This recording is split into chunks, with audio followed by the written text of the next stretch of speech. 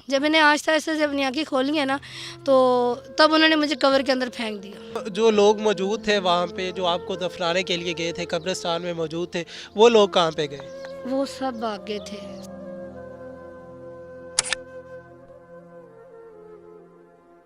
السلام علیکم ناظرین، میں ہوں آپ کا ہوسٹ محمد اکمل، اور اس وقت میں ملتان میں موجود ہوں اور ایک قبرستان میں موجود ہوں۔ میرے ساتھ آپ ایک لڑکی دیکھ رہے ہوگے، آج سے 8 سال پہلے یہ لڑکی فوت ہو گئی تھی۔ بالکل آپ کو میری بات سن کے ذرا تعجب تو ہو رہا ہوگا، آپ ذرا حیران ہو گئے ہوں گے کہ ایک لڑکی اگر فوت ہو گئی ہے تو دوبارہ کیسے زندہ ہو گئی ہے۔ اس میں ایک تو بات یہ ہے کہ میں قبرستان میں موجود ہوں، یہ قبر سے باہر نکل کے بیٹھی ہے میرے ساتھ بات کرنے کے لیے، تو ایسا بالکل نہیں ہے۔ اس کے پیچھے کیا کہانی ہے، یہ دوبارہ کیسے زندہ ہو گئی ہے، اس کی کہانی اسی کی زبانی جانتے ہیں۔ السلام علیکم، وعلیکم السلام۔ کیا نام ہے آپ کا؟ قبل۔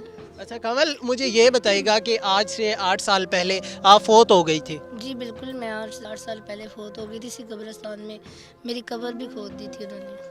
اچھا، آپ کی قبر بھی کھود دی گئی تھی، تو مجھے بتائیے گا کہ کیا واقعہ پیش آیا؟ قبر کھود دی گئی، آپ کو دفنایا گیا، کتنی دیر آپ قبر میں رہی ہے، کتنی دیر بعد زندہ ہو گئی ہے، اور آپ کو کیوں دفنایا گیا؟ کیسے لگا کہ آپ اس دنیا میں نہیں رہی، فوت ہو چکی ہے؟ کیا واقعہ پیش آیا؟ سارا کیا کہانی تھی؟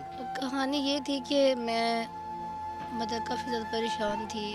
ہمارے گھر ہے، اس میں تقریباً 3-4 کمرے ہیں، ٹھیک ہے، اور لاسٹ والا کمرہ بہت بڑا ہے، اس میں لیٹی ہوئی تھی، تو گھر والوں کی بہت پریشانی تھی، میں اس میں لیٹی ہوئی تھی، اور کچھ گھر میں تھے مگر کچھ نا تیاری کر رہے تھے کہیں جانے کے لیے، نا کہیں رشتہ داروں کے گھر جانے کے لیے تیاری کر رہے تھے، تو میں لیٹی نا پہلے تو رونے لگ گئی۔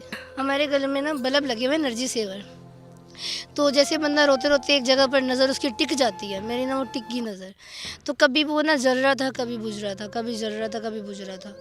میں نے نا اس چیز کو نوٹ ہی نہیں کیا کیونکہ میں تو رو رہی تھی، گھر والوں کی پریشانی تھی، امی کی وجہ سے تھوڑی سی تھی، تو میں چپ کر کے لیٹی ہوئی تھی، رو رہی تھی کافی زیادہ۔ ایک دم سے نا جیسے کہتے ہیں نا کمرے میں بالکل اندھیرا آ جاتا ہے، بلب جو تھا نا پہلے تو آن آف ہو رہا تھا بالکل ہی، پھر بند ہو گیا، تو میں نا جب دیکھا نا بلب بند ہو گیا، کمرے میں بالکل اندھیرا چلے گیا، میں نے کہا شاید لائٹ چلے گئی ہے، ایسے ہوتا ہے۔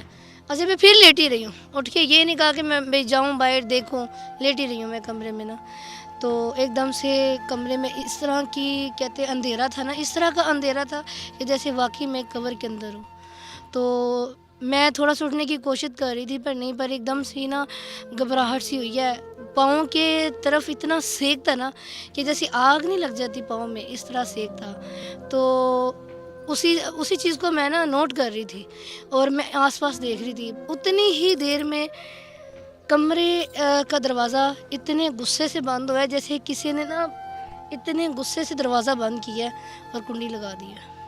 اب کنڈی کی تو آواز تو ظاہر باتیں آ ہی جاتی ہے نا، پر اتنا مجھے لگ رہا تھا کہ کمرے میں بھی ہوں اور کوئی اور بھی ہے۔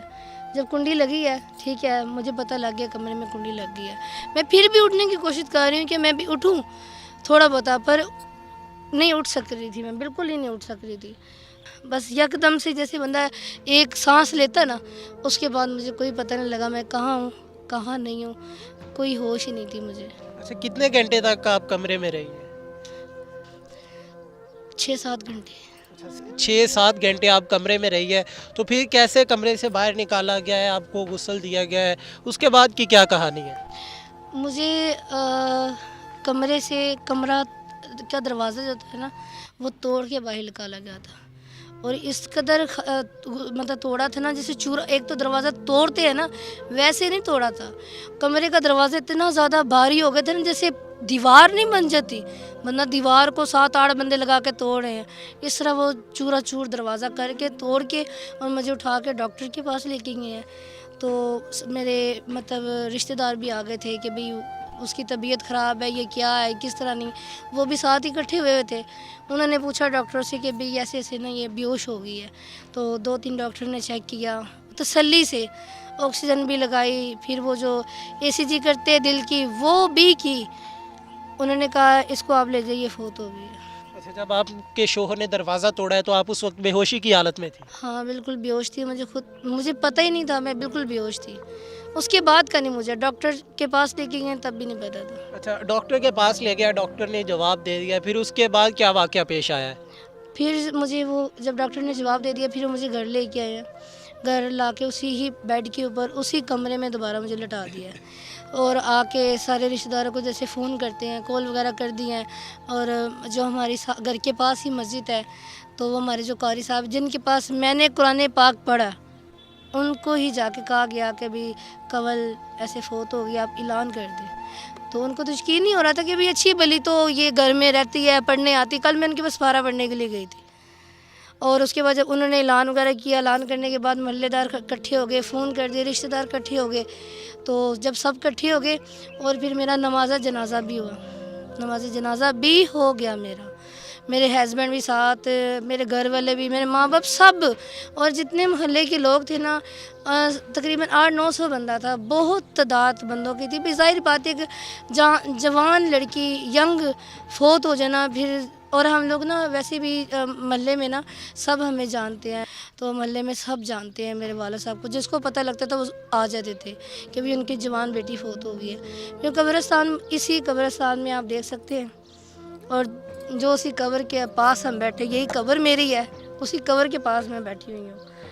تو مجھے یہاں لایا گیا اور لا کے قاری صاحب بھی ساتھ تھے، انہوں نے جو ہوتی ہے جس پہ ڈالتے ہیں قبر کے اندر، ٹھیک ہے، وہ چٹائی بھی ان کے پاس تھی، ہاں جی، تو اس کے اوپر پھول وغیرہ بھی تھے، قاری صاحب بھی ساتھ تھے۔ تو یہ جو یہاں کا وہ جو نہیں تو جو کپڑے وغیرہ دیکھ بھال کرتا ہے، ہاں جی وہ بھی تھے ساتھ نا، تو وہ نا کہہ رہے تھے کہ چٹائی اس طرح نہیں، اس طرح پکڑو اور پھول بھی ڈال دو، اور وہ جو اوپر چاروں کل لکھے ہوتے ہیں، وہ جو چادر ہوتی ہے، وہ کہتے تھے یہ بھی رہنے دو۔ جب انہوں نے یہ بات کی ہے نا، وہ چیز نا میرے کان کے اندر گئی ہے کہ بھئی یہ کیا بات کر رہے ہیں۔ جب انہیں آہستہ آہستہ سے اپنی آنکھیں کھولی ہیں نا، تو تب انہوں نے مجھے قبر کے اندر پھینک دیا۔ جب میں نے آنکھیں کھولی، وہ چٹائی جیسے کسی کو پھینک نہیں دیتے، جیسے بھی سمجھو کوئی شاپر پھینک دیا، ویسے مجھے انہوں نے قبر میں پھینک دیا۔ اچھا، سبھی ڈر گئے اور پھینک دیا ہے آپ کو، وہیں پہ چھوڑ دیا ہے؟ بالکل چھوڑ دیا۔ جب مجھے انہوں نے پھینکا، جب میں قبر کے اندر گئی ہوں، میرا ایک تو سر لگا ہے اور پھر کمر لگی ہے، اور مجھے پتہ لگا جی مجھے اتنا چوٹ لگ گئی ہے۔